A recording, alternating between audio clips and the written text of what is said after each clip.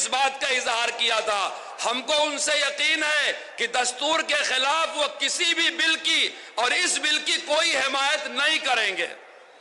میں بڑی ذمہ داری کے ساتھ یہ بھی اعلان کرتا ہوں کہ جمعیت علماء کسی سیاسی پارٹی کی طرح سیاسی نفع نقصان کی بات نہیں کرتی۔ وقف اللہ کی ملکیت ہے۔ ہمارے دستور نے ہندو، مسلم، سکھ، عیسائی ہر طرح کے اوقاف کے تحفظ کی گارنٹی دے رکھا ہے۔ وہ وقف، وہ دان ایشور کے نام پر، اللہ کے نام پر، گاڈ کے نام پر، بھگوان کے نام پر، پرماتما کے نام پر کیا جاتا ہے۔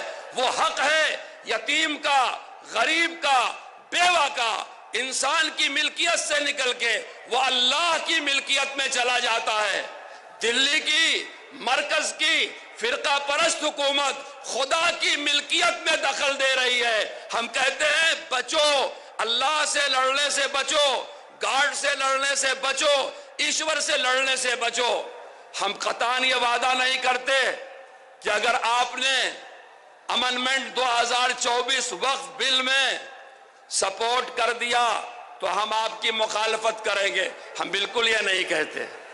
ہم یہ بھی نہیں کہتے اگر آپ نے حمایت واپس لے لیا اور بل کو رد کرنے میں ہمارا ساتھ دیا تو ہم آپ کا ساتھ دیں گے۔ مسئلہ ساتھ دینے کا، مخالفت کرنے کا نہیں ہے، یہ بڑی چھوٹی بات ہے۔ جمعیت علماء ایک دینی جماعت ہے، وہ مسلمانوں کے ووٹ کا سودا کبھی نہیں کرتی۔ ہم کسی حکمراں پارٹی سے نہیں کہتے ہم آپ کو ساتھ دیں گے، یا ہم کبھی نہیں ڈراتے کہ ہم آپ کی مخالفت کریں گے۔ ہم پورے عزم کے ساتھ، یقین کے ساتھ یہ بات کہتے ہیں کہ یہ بل سمویدھان کے خلاف ہے۔ جو چیز سمویدھان کے خلاف ہے آپ کو اس کی مخالفت کرنا چاہیے، اسے مسترد کرنا چاہیے، اسے رد کرنا چاہیے۔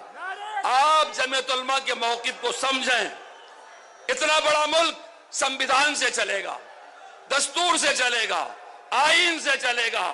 سمویدھان ہمارے بزرگوں نے بنایا ہے، سیکولر بنایا ہے، مذہبی آزادی دی گئی ہے، لسانی آزادی دی گئی ہے۔ کسی کو یہ حق نہیں پہنچتا کسی ہندوستانی کے حق کو غصب کر لے۔ کوئی زمانہ رہا ہوگا اس ملک میں اکبر بادشاہ تھا، کوئی زمانہ رہا ہوگا شاہجہاں بادشاہ تھا، کوئی زمانہ رہا ہوگا کوئی بادشاہ رہا ہوگا، کوئی نواب رہا ہوگا، کوئی آقا رہا ہوگا، کوئی راجہ رہا ہوگا۔ آج سمویدھان نے ہر ہندوستانی کو بادشاہ بنا دیا ہے، راجہ بنا دیا ہے، برابری کا حق دے رکھا ہے۔ ہمارے اوپر کوئی حکمراں نہیں ہے، ہم نے یہ سمویدھان خود اپنے اوپر لاگو کیا ہے۔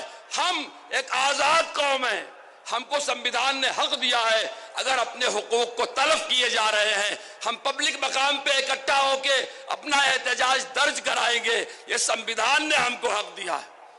اگر سمویدھان بنوانا یہ جمعیت علماء کا کام ہے تو اس کو بچانا بھی جمعیت علماء کا کام ہے۔ جمعیت علماء مولانا ارشد مدنی، مولانا ارشد مدنی، آپ قدم بڑھاؤ، آپ قدم بڑھاؤ۔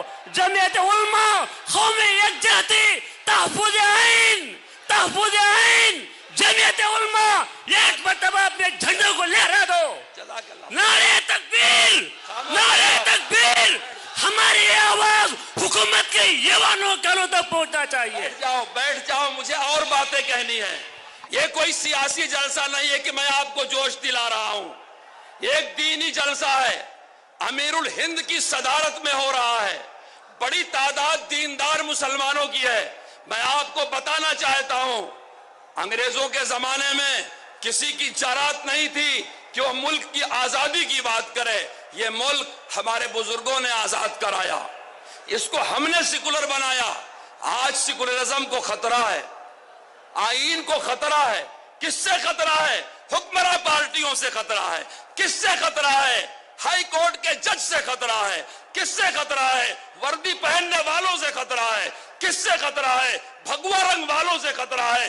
یہ میں نہیں کہہ رہا ہوں، میرے دیش کا سپریم کورٹ کہہ رہا ہے، بلڈوزر کے فیصلے میں کہہ رہا ہے، موب لنچنگ کے فیصلے میں کہہ رہا ہے، لڑکیوں کے ساتھ تحفظ آئین، تحفظ آئین۔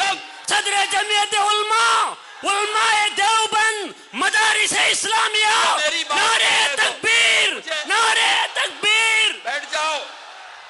میں سچائی بیان کر رہا ہوں، سچائی کو ماننا پڑتا ہے، اس کا جواب نہیں ہوتا۔